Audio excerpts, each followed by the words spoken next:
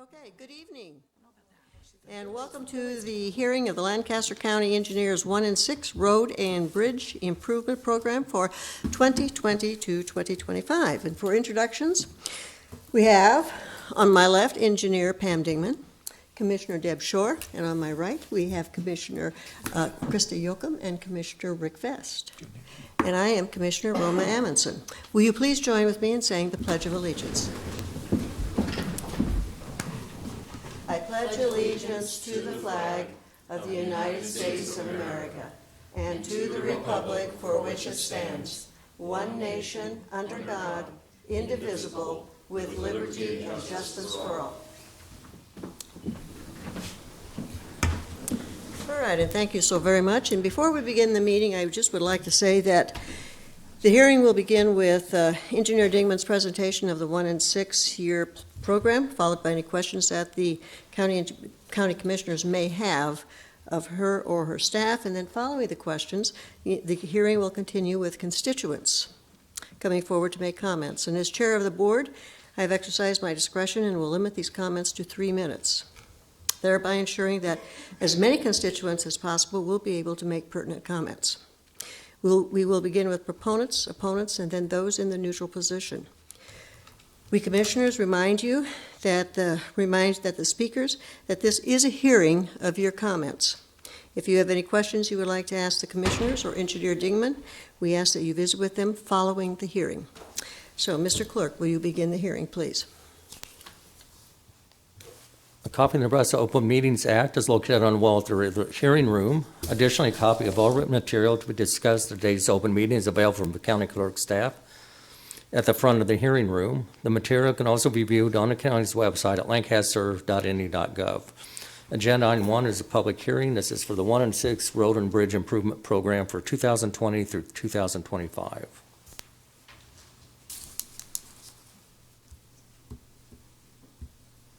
I mean, it's my turn, ladies and gentlemen. I think it is your turn. So, as Commissioner Amundson stated, I am Pam Dingman, Lancaster County Engineer. Hope that switched. Okay, I'm hoping that people can see the presentation. There we go. I've had one of those challenging computer days, so I'm going to try not to use inappropriate language up here because, so far during my 6 years tenure as county engineer, I have not slipped on a live mic with construction site language. If you know me personally, it's very impressive. So tonight I have with me a number of people from my staff, starting, of course, with Ken Schroeder, the Lancaster County Surveyor. Ken, if you could just stand up, give a wave, thanks. Larry Legg, the Assistant County Engineer. Karen Wilson, the Special Projects Engineer. Angela Zolkel, our Office Manager. Eric Hubble, our GIS Manager. Jim Shikowski, the Right-of-Way Manager. Ron Bohati, our Maintenance Manager. Bud Geislinger, the Assistant Maintenance Manager. Mike Clark is a District Superintendent. And Brandon Kramer is also a District Superintendent. New to the team this year, we have Doug Sindler, just wrapping up the end of the first construction season, which apparently was 2 whole weeks, right? This year. So these are part of the staff of the Lancaster County engineering team, and I'm really thankful to have them as a member of the team. So.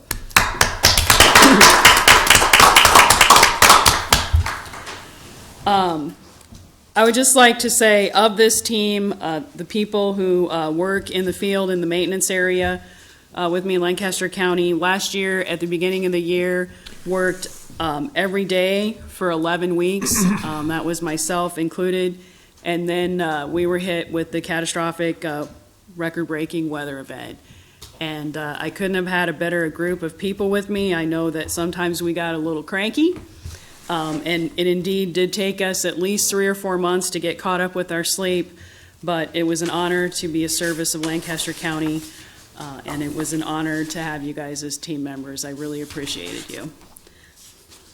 I also appreciate that we were able to get through that time period, working those excessive hours without much of a break, without any major crashes or accidents on the staff. And so I really think that speaks to the overall commitment of safety to our team and the commitment to doing the right thing.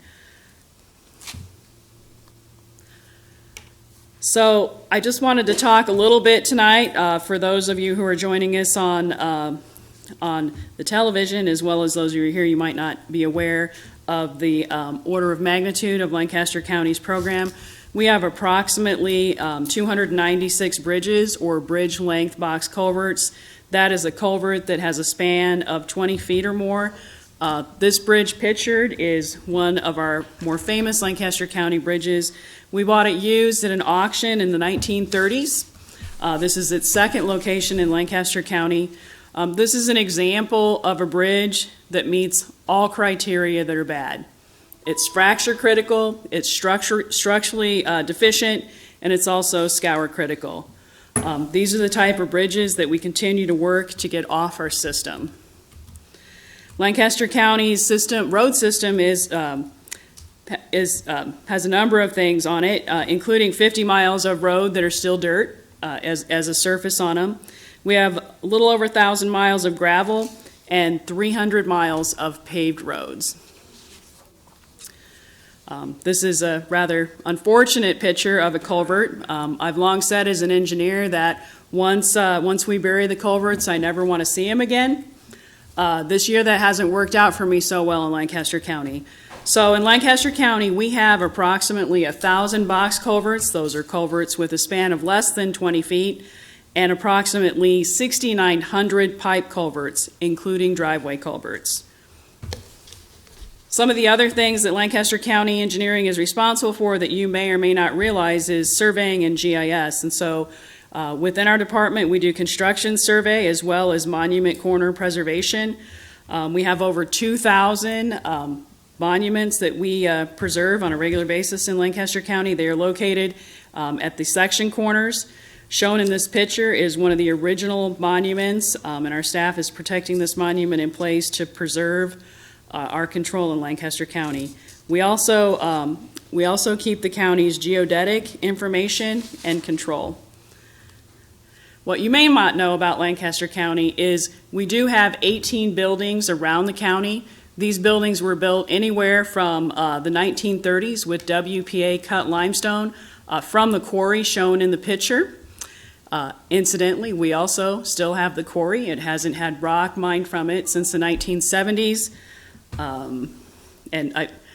We seem to store a lot of equipment there, less equipment than we used to, still more equipment than I'd like. We have several locations where we store material in addition to this rock quarry. When I became county engineer, I was surprised to learn that in addition to my regular engineering responsibilities, I was also responsible for the oversight of maintenance of all county vehicles. All county vehicles are maintained out of the Lancaster County shop. That includes cars and trucks, the assessor's vehicles, the sheriff's vehicles, whatever vehicles are in Lancaster County, in addition to heavy equipment repairs. We also supply all county vehicles with gas, and so I didn't go to engineering college to try to figure out how to sell gas or run a gas station. So that's why I'm lucky to have Mr. Bohati sitting in the back of the room. I want to talk a little bit about snow. Hey, guess what? It's already snowed. Usually this room would be pretty packed. Tonight it looks like we have a pretty light crowd. We have a theory in county engineering, and that's that whatever the day of the first significant snow is, the first snow that could track a rabbit, probably about an inch, is the number of snows that you'll have to plow in that given year. Yep. Last year it first snowed on 10/14. Staff and I were joking this morning that it snowed on 10/14, but we think we had at least 28 plowable events. And so someone said to me, well, so our first snow was like yesterday, and so maybe we could have, and I have the 27th, but it's really the 28th, maybe we could have 28 times 2 plowable events. I hope that doesn't happen. I didn't think that person was very funny today. I hope we don't have 27 events, but with 2 events already scheduled this week in October, it doesn't really feel very promising. Shown in this picture for order of scale is one of our motor graders, Mr. Kramer, who is a staff member in the back of the room. You can give a little wave, right? For 3 years he worked for us. He wanted so bad to like hang the V-plows, do some drift busting. I kept saying, no, we don't really want to do that. We actually didn't have to get the V-plows out until last winter, and then we had them out for way too long. This V-plow, at the high point of the V-plow, in the middle it's about 6 feet tall, on the high point it's about 8 feet tall, and as you can see from last winter, the drifts were higher than the high point of the V-plow. What did this mean to Lancaster County and our system? A number of sad and unfortunate things. So this map shows in red all of the roads that we had to re-gravel, regrade, or re-rock after the bomb cyclone event. Basically what happened to us last spring was we had over 50 inches of snow on the ground, and then it rained 4 inches. So we went from the dead of winter to spring in about 4 hours. It did not work out very well for us. We used almost all of our rock and gravel supplies, and this is obviously part of our ongoing FEMA claim in Lancaster County. The picture on the left-hand side is a picture of one of our motor graders. We experienced a phenomenon last winter called frost boils. It's something they really have a lot of trouble with in Canada. And, you know, maybe we had a couple bad spots, minor bad spots in Lancaster County, but certainly nothing that would ever sink a motor grader. In fact, at one point last winter, we had the motor grader and the wrecker stuck out on Saltillo, where it's not paved anymore. And I kind of just threw up my hands because we didn't know what else we would do until we could get it to dry out. What we did discover that we can auger into the roadway when it's like this, and fill those 12-inch holes with salt, and when we come back about a day later, that road is solid again. But of course, we were also running out of salt, so not a lot of options for us last year. Here's another picture in northern Lancaster County, Bridge B133, located on Agnew Road east of North 56th Street, also known as Highway 77.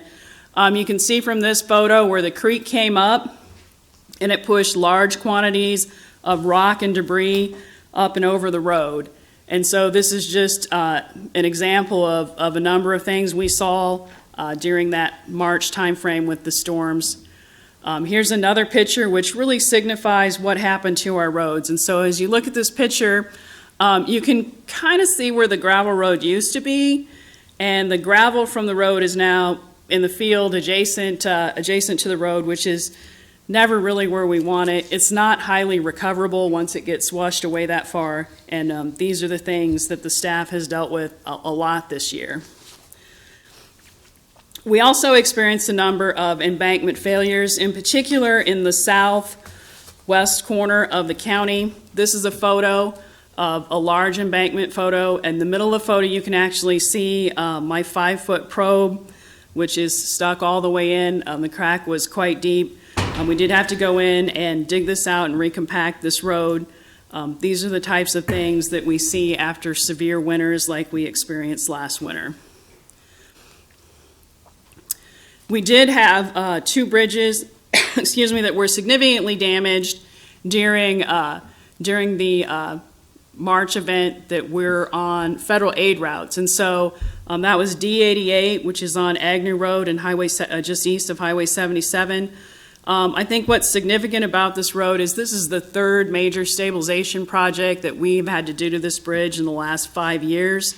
This bridge was stable. It was a solid Defense Department bridge that was built for us in the 1950s, and that's solid prior to the flood of 2015. We're going to continue to have problems with this bridge, and ultimately we're going to have to replace it. You will see it in the 2 through 6 year part of the plan. In the meantime, it is a major structure for the northern part of the county, and so we stabilized it one more time. Also, you'll see in the top photo is it's actually a bridge length box culvert, which is K121 on Adams Street between 84th and 98th. You know, there was a lot of talk in the county about why, when I paved Adams Street, didn't I replace this box? And this box wasn't part of that paving project. I just want to be really clear with this. This was a 1980s box. When the water came up on Stevens Creek, a lot of water went over the road. A lot of water went under this structure. And so you can see there's damage beside the road, but what you don't see is that the box culvert is hollow underneath. And that really is the crux of Scour Critical and Scour Critical findings. Looks okay on the top, it's not. What's interesting is, as this box sat out there while we were redesigning it, it actually began to sink. And so there was cracking in the road. It wasn't significant, but you could definitely feel that this box was moving. And just so you know, we like our bridges and our box culverts not to move. That's really important to civil engineers. Here's a photo of us doing FEMA inspections with some FEMA staff members. Our staff is down in the creek. I think it's really really important for us to note that we still have about $300,000 in unpaid FEMA claims. This is significant to my operation. A lot of people don't realize that FEMA is a reimbursement program. So you have to fix it and prove you fixed it in order to be reimbursed. There's a lot of paperwork that's involved. In fact, for the last 5 years, I've had 3 staff members using probably more than 50% of their time dedicated to these FEMA claims. Our current claim is estimated to be somewhere around $1.7 million. I don't believe that we're going to see any of that reimbursement during this budget year, which is unfortunate because we really can't afford to be loaning the federal government money at this point in our program. Again, order of magnitude to what I've experienced during my term as county engineer in the last 6 years. This is a super nerdy photo, and I'll apologize for being a little too far nerdy today, of a 100-year floodplain. So everything you see in blue is a 100-year floodplain. Dark blue is floodway. This is the Rock Creek drainage basin. It's actually north of Waverly. It comes down. Saunders County gives us a lot of their drainage. They're really generous with that, which is sometimes unfortunate. But this particular area has a gauge on Rock Creek. Flood stage is 23 feet. The record high recorded by that gauge was 25 feet. I actually think it probably got a little higher than that during the flood of March of this year, because I think the gauge only went to 25 feet. But I need to confirm that with the gauge owner. The second record high was May of 2014. The third record high was May of 2015. And the fifth record high was May of 2017. So for the history of the gauge, 4 of its 5 highest readings have been in the last 6 years. And this is really what I and my staff have been really working hard on, the resiliency of our overall county system. Really, March of 2019 was the perfect storm for us for a number of reasons. As you look at the 2 maps, and I apologize because they can be a little hard to see, on the left-hand side shows 42 sites that were declared scour critical or scour susceptible. Now, we have scour critical bridges. They're defined by the Nebraska Department of Transportation and the Federal Highway Administration. And then my staff and I put a second designation on called scour susceptible.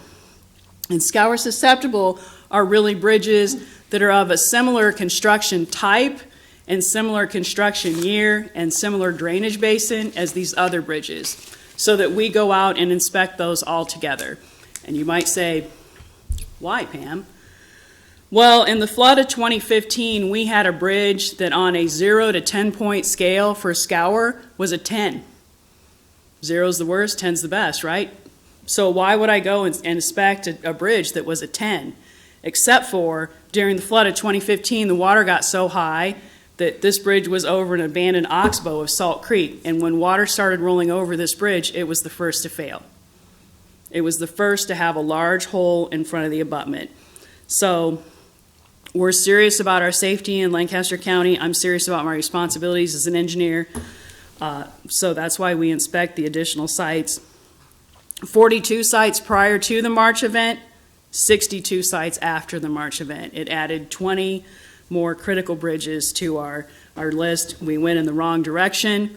It was a sad thing to watch, but we're gonna keep moving forward regardless. Also, during the flooding of March of 2015, we really started to note that we lost a lot of the resiliency overall in the system. So hey, March hits, you think, we've got it out of the way for the year, and then May hits, and we actually have a second 100-year flood event in Lancaster County. The commissioners declare a second emergency of the year for me, and I'll apologize to Bud because he didn't know I was going to put his picture in here. But for order of magnitude, on the left-hand side of the screen, Bud is probably, I don't know, Bud, I always feel like you're 8 feet tall because you're so much taller than me, but maybe you're like 6'8".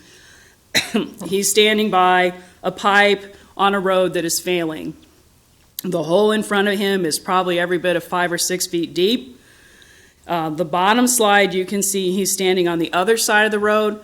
Hey, the road looks good, right? Except for, if you notice that Bud's feet is a probe, is a 5-foot probe stuck all the way in the ground because it's hollow underneath. And that road is failing. If you go to the middle picture, you can see, at first I thought when I saw this picture that someone had dumped corn stalks in the road, and I was like, what? Actually, the road has failed. And so on the other side of that pile of corn stalks that the water pushed up on the road is about a 10 or 11 foot deep hole. The bottom picture shows another failed pipe. What we did in May as a staff and many of the people in this room was I had to address the question of, as an engineer, of what is the reasonable standard of care. It's a really difficult question to answer when you're under these conditions. And so what we did was we got 20 teams of people together with cameras and maps, and we went out and we drove all of these roads in Lancaster County to make sure that we didn't have any more failing pipes, because we did indeed end up with about 12 that failed, and they were completely random. As an engineer, we like to draw similarities. I couldn't find a similarity of a pipe size or type or location. We just had random failure across the system. And again, this really signals that we've lost our resiliency overall. I want to say, though, that this system overall, we have developed some really cool things in Lancaster County. One of the coolest things I always tell taxpayers is this map on the right-hand side. Like this map, every taxpayer in the room should just be like ecstatic. It has saved my staff and the county engineering department easily $50,000 to $75,000 a year in labor. What we do is we go out and harvest rainfall data and we superimpose it over our map of scour critical bridges so we know which bridges to inspect first. The goal, of course, is not to see 4 inches of rainfall across the county, so you really don't want to be seeing those reds and oranges. We want to see greens. That's not always the case. But this map has helped us prioritize our bridge inspection and know where we could most likely have problems. And it was developed in-house by our GIS staff. Another picture of a massive pipe failure in the south end of the county. Again, if you see something like this in the county, I do have concerns as wet as it is and has continued to be that we could continue to see these types of failures. We're, of course, going to continue to look for them. But if you see anything that you think, and I did get a call when I was in the emergency operations center one night where someone said, hey, I just drove home and I thought I saw this pipe that looked weird. We don't like weird as engineers. Indeed, it did look weird because the road was failing.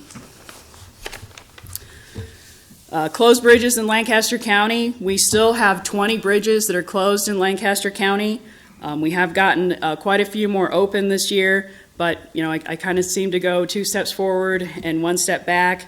We're hoping to get open A138 and A151 sometime this week. We were able to successfully pump a foam product behind both bridge abutments, which did have significant voids behind them. And so I just want to assure the public that when we close these bridges, we close them because we've verified that there is a void behind the abutment and they no longer meet the criteria to be open. One of my concerns remains, though. You may see blue and red dots on this map. 20 of these are closed, of course. 11 are in some point of engineering design or construction. 9 have no funding currently in the current budget. So as we look at these, what I always want to remind the public, because sometimes I close a bridge and then they don't see anything happening for a long period of time. And what really happens is it takes us about a year to get the bridge or structure resized, to get the required permitting from the federal government, and then to get the contract let. And so sometimes we can hurry up and turn around and get that bridge reconstructed in the year, but not always. And what this goes back to is I continue to strive to get the program to a point where we are replacing these bridges before they have to be closed. Because once they're closed, it means that they're going to be closed for a while. You may have heard these numbers before. Lancaster County's critical bridge needs before the flooding of 2019 were determined to be about $200 million in the Infrastructure Task Force report last year. We currently have 26 structurally deficient bridges, 4 functionally obsolete bridges, 39 scour susceptible bridges, 23 scour critical bridges, 20 bridges that have a sufficiency rating of less than 50. And if we're to compare our square foot of bad bridge to other counties in Lancaster County, we rate 65th out of 93 of the counties. And I'm sad about this number because I don't know of any other area in our state where we strive to be 65th. I want to be better. I want to talk briefly about subdivisions currently maintained in Lancaster County. We currently maintain about 40 miles of gravel subdivisions and about 34 miles of paved subdivisions. These continue to be a burden on the overall system because the revenue generated off of the assessments of these simply does not pay for the maintenance of the subdivisions. And if you were to go in and put a $500,000 acreage evaluation in the county clerk's website that calculates your taxes, you would determine that less than $15 of your total property taxes would go to the county engineer's office. I can't maintain a road in front of a subdivision for $15. So there was good news and bad news about our current pavement needs this year when the annual average daily traffic counts came in on this map. At first I was pretty excited because I noted that roads that are gravel with a average daily traffic count of 300, over 300, had actually gone down 1.5 miles. So we had about 28 miles. Now we're down to about 26.5 miles. But we went the other way on 400 counts. So roads with more than 400 cars a day, we did have about 6 miles. Now we have about 8. And I think what that really says is our gravel roads that are being utilized at an even higher rate. Thus, really drawing attention to the overall need for additional pavement. I want to talk a little bit about some of the structures we were able to complete this year. I'm really proud of the job we were able to do on Bridge K121 on Adams Street. This was a major structure, especially after Adams Street was paved and connected to 148th Street. It was designed and completed this year after that critical March event. And so this project will be reimbursable by the Federal Highway Administration emergency funds at 80%.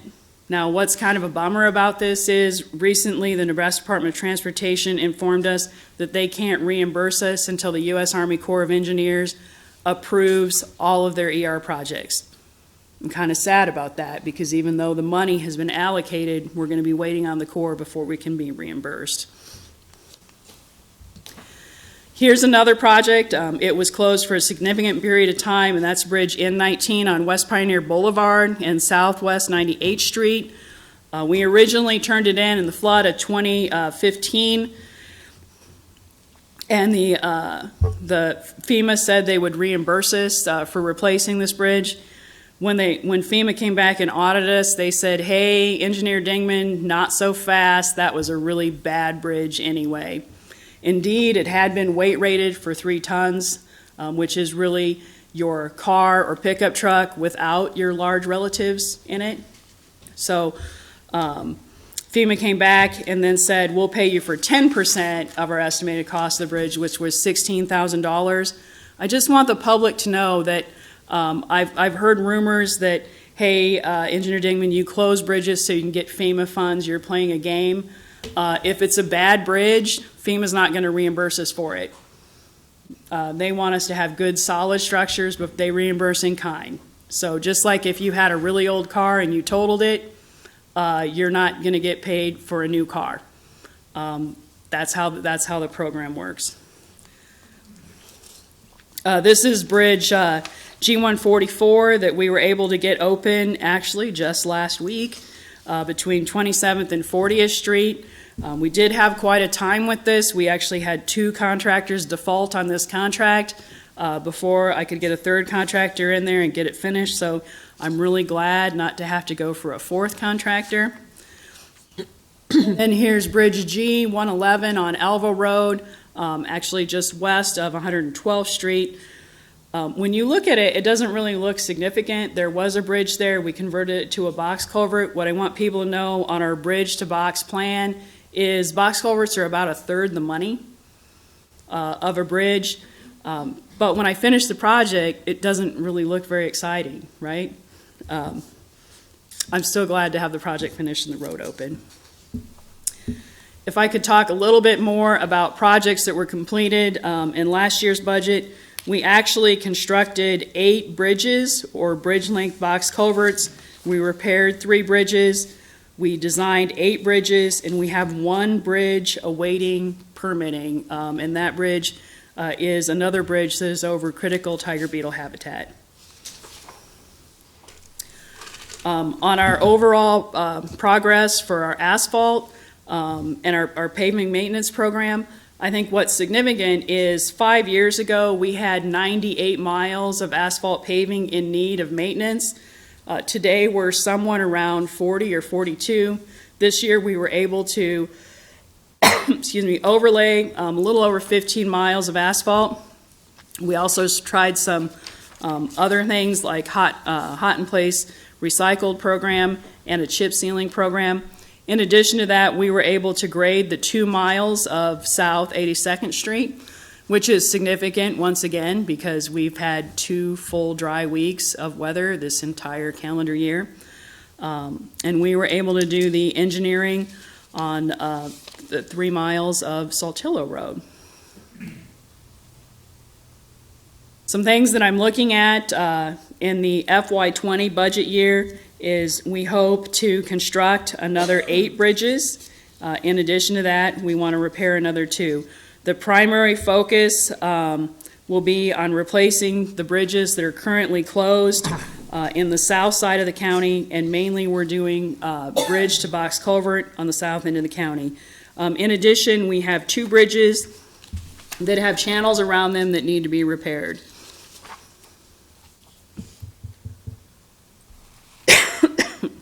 As I look at the FY20 road program, we're going to look at overlaying or doing asphalt maintenance to overlaying about 21 miles of asphalt. We're looking at doing maintenance to about 18.5 miles of asphalt and engineering the 4 miles of 98th Street between Old Cheney and O. A major emphasis will continue to be on maintaining our pavement. I really think we have to maintain the assets we have. The county has been working with Nebraska Department of Roads, or Nebraska Department of Transportation, old habits die really hard, and the Nebraska Game and Parks to overlay a piece of recreation road. On the map, it looks like the Blue Dipper in the Hickman area. It is actually just east of Hickman. That road project the cost will be shared between Lancaster County and the Nebraska Department of Transportation.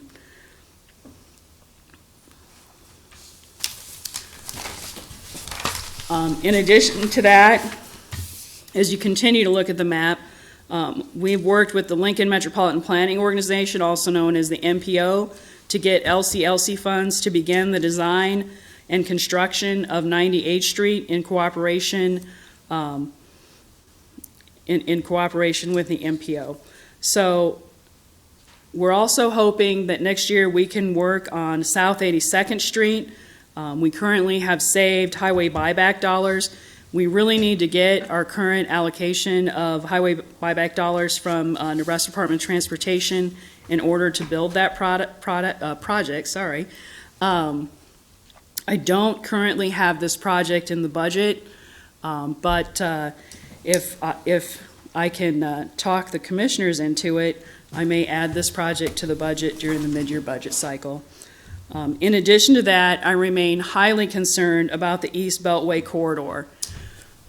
There currently has been Keno funds set aside for this project. In FY20, we'll have several large payouts from it. And I am concerned the current balance is about $2.4 million. I expect that somewhere between $1.6 and $1.7 million will need to be used to buy land in that corridor.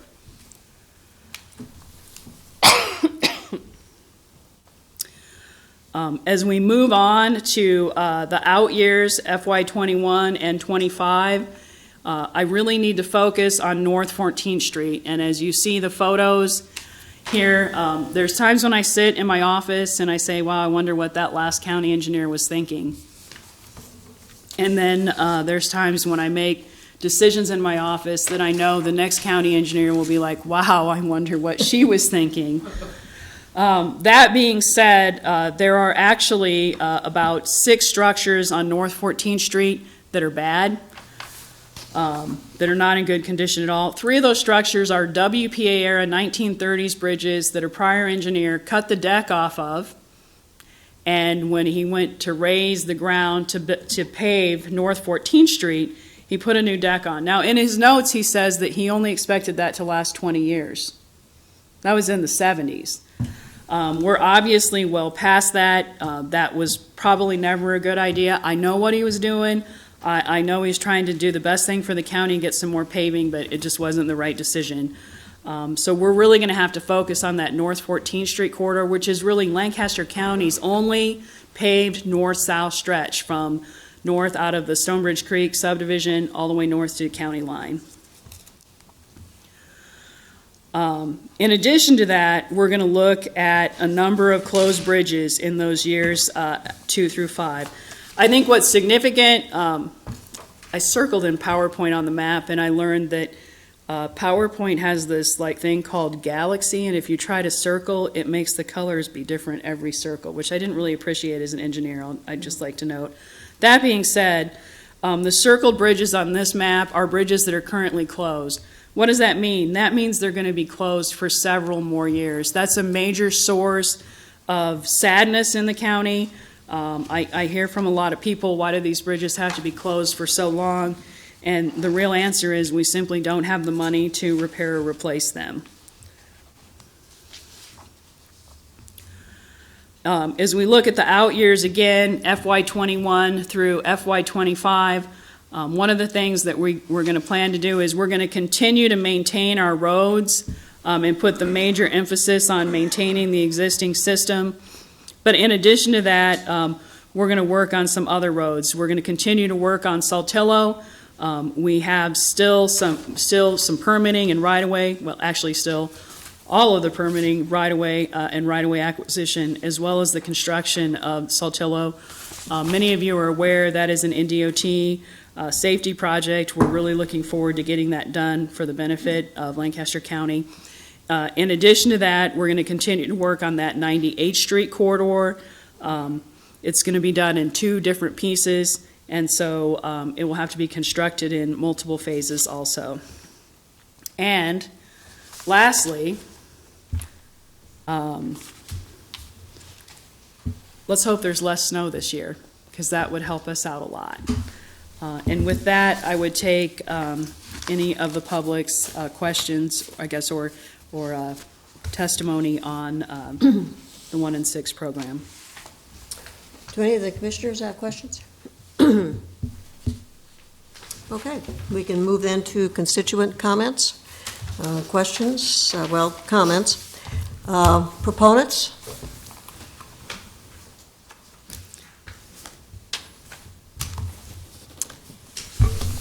Hello.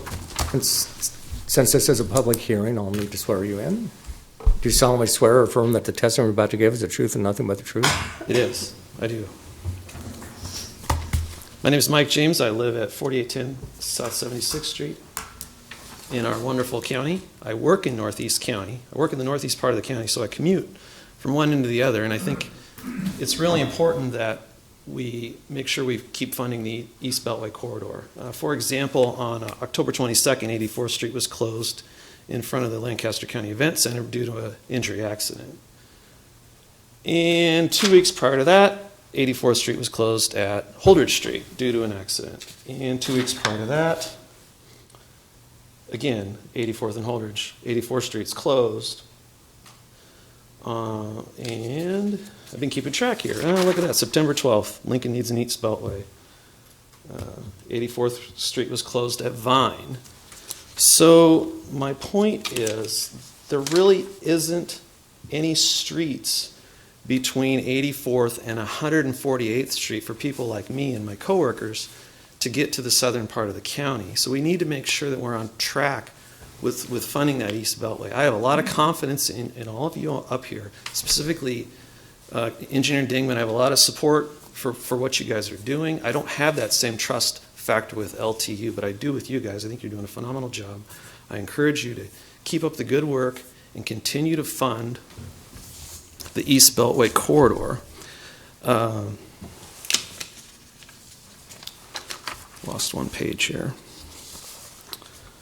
I was looking at the populations of the adjacent counties, like Otoe County, 16,000, Cass County, 25,000, Saunders County, 21,000. We're going to have that much growth right in this part of the city, because that's where all the growth is going to be in the next few years. And that's why it's so important that we continue to fund the East Beltway corridor. Thank you for hosting and having me up here. Okay, thank you for coming out, Mr. James. Absolutely.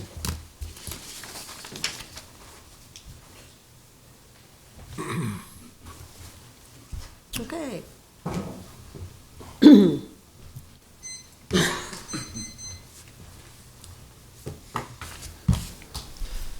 Do you solemnly swear or affirm that the testimony you're about to give is the truth and nothing but the truth? I do. I have to state my name for the record, correct? Yes, please. Yeah, Michael Werner, spelled Michaelwerner. I live at 10220 East Oak Lane Circle, Waverly, Nebraska. And I'm the current mayor of Waverly as well. I brought in a pair of documents that I gave the clerk earlier. I think County Engineer Dingman has those as well. What this involves is, first of all, I do support your 1 and 6 plan as proposed here. Pam, as always, you do a good job depicting things and explaining some of the history to these things that we need to think a little bigger at times, I believe, and I know you try to, and I do try to as myself, and that's why I'm here again this year, because last year I know that the City of Waverly, we wrote a resolution. It was Resolution 18-27, asking the county to please put Fletcher Avenue from 148th to 84th Street on a 1 and 6 year plan to get it paved, and please mark it as an alternative truck route so that trucks that are passing through Waverly could do that without having to go on Amberley Road by all of our schools located there. In addition to that, I wrote a letter to the MPO board asking them to please consider a project to help do this project of Fletcher Avenue. I mean, I said, I believe this for Metropolitan Planning Organization, it seemed like a pretty logical project. So both of those letters I brought in again. They haven't been altered from last year. It should be noted, all the council did sign the resolution last year. I took the time to speak to all of the council members individually. Everybody supports everything in both of those letters. And so what we're asking is, I know that I think Engineer Dingman is trying hard to get MPO funding for Fletcher Avenue potentially in 2026. So I know it's outside of the 1 and 6 here, but I'd like you to at least think about it, because I believe we'll probably need a match to the tune of 20%. So it means a lot to Waverly if we could think this far ahead and think about this, that it might take a match by the county coupled with the MPO money to make Fletcher Avenue a reality. But I do believe my letters will state the reasonings and things of that nature. I don't need to go into that, but I do know that a lot of residents would support this. This would be a great safety improvement for all of our children that go to our schools there in town. So that's all I really have, other than to thank the county and all the workers, Pam. I think you and your department and all of the employees, all of them do a great job. I see them out there every morning. They drive safe. They're out there doing the battles, you know, that we need somebody to do, and they do a good job. And so thank you. And thank you, County Commissioners, for what you do for us as well, too. Okay. Thanks. Thank you, Mr. Mayor.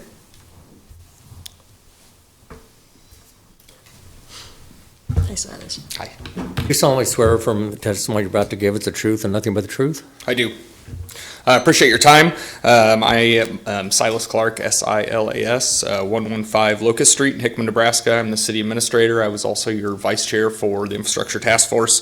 First, I want to thank all of you for your work with the task force and the support of it. It was a very interesting experience for sure, and looking kind of what the challenges of Lancaster County had in general, and also with the contract with Olson's, and I think it was a very good process, and obviously leading to the further discussions that we're having right now between the county and Waverly and Hickman and other municipalities. Just very quickly, here tonight to represent Hickman and our support for the proposed 1 and 6 year plan. While of course we'd like to see a push up of 82nd Street just before the South Beltway, we do very much appreciate seeing that rec road that we were just talking about, the bridge on Roca Road, and some additional improvements on 68th Street. 68th Street continues to be a very large concern for our community and our safe routes, as the mayor in Waverly said, our safe routes to and from school. So we hope to continue our efforts on trying to figure out what the best plan of action is for that road. But overall, we very much appreciate everybody's time and Engineer Dingman's time putting thought into this plan and working with the city of Hickman. So thank you. Thank you, Silas.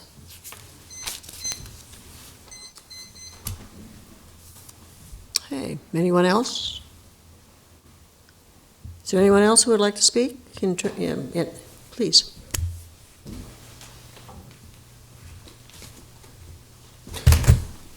Do you solemnly swear or affirm that the testimony you're about to give is the truth and nothing but the truth? I do. My name is Gary Tharnish. It's T-H-A-R-N-I-S-H. I live in the middle of the city at 1901 South 42nd Street. I had to think where I lived there for a minute. Anyway, I also want to thank all of you for all of the work that you do. It's probably thankless most of the time, but we do appreciate it. I do have the honor of driving on our county roads quite often because I own a flower shop. So 2 weeks ago, I was out in the middle of the county with GPS saying you have reached your destination, and there was cornfields on all 4 corners that I looked. Anyway, the roads were great, so I'd like to thank you for that. Some of the roads were being maintained while I was out, and I love that. I was listed on the sheet for being neutral mainly because honestly, I'm pretty ignorant to all the details of all of this budget and everything, but I have been reading it and trying to get more interested in politics. I want to agree with Mike James on one thing. I really think the East Beltway, the Beltway in general, is so necessary. My business was on 56 and Highway 2 for 30 years before I moved, and we saw so many accidents due to the amount of semis and everything on that. The East Beltway, I agree. We're out driving around town all the time. We is really not me, but the staff, when they come back, I hear about it, are out driving all around. And when 84th is closed, which it is a lot, it is pretty much a nightmare. So the East Beltway is very important. I'd love to see that funding just as much as possible. Pam, I don't know how you do your job, to be honest. Obviously, as a nation, we have woefully underfunded maintenance for years and years and years. We have bridges that were put up in the 30s, 40s, and 50s. Maintenance is easy to defer. When you maintain something, it doesn't look really pretty or like you're doing a whole bunch of stuff, but it is vitally important, which is why I was glad to see. I don't know, I was on Waverly Road, I believe, when it was being repaired the other day, and it's like, that's good to see that maintenance done. I was trying to keep track of the budget processes that was going on. Notice that there's going to be $3 million more added to the budget for engineering of bridge and roads. I'm not seeing that when I look at the numbers, and again, it could be ignorance. I'm not looking in the right place. I know we're not supposed to ask questions, but I am wondering, the FY19 budget was 29.75 for engineering. This year it's 31.39 for FY20. Excuse me, it'll be 31.39. So it's 1.3 million that's not there. I know there was talk I heard on the radio of the 3 million, so I'm just wondering what happened with that, or I know I'm not supposed to ask a question, but I just think I'd like to see as much money as possible given to roads. I know that's tough. I can't imagine your jobs when you've been put in this position where for 70, 80 years, maintenance has been woefully underfunded, and all of a sudden, things have to be fixed. I'm currently renting in a building where, with my business, where they're going through that. It's a tough thing. And I'd like to thank all of you for what you've done, and that's it. Okay, Mr. Tarnish, perhaps afterwards, what you can do is you could visit with the engineer about some of the budget questions. Awesome, I will. And I'll visit with you too. Okay, we've had proponents, we've had a person in neutral. Are there any opponents? Okay, seeing none then, I will close the public hearing. We'll make a motion to adjourn. Second. Okay, we have a motion and a second to adjourn. Please call the roll. Shore, Yes. Yocum, Yes. Vest, Yes. Amundson. Yes. Motion carries 4-0. Okay, and the meeting is adjourned. Thank you for coming. We appreciate your attendance and your input.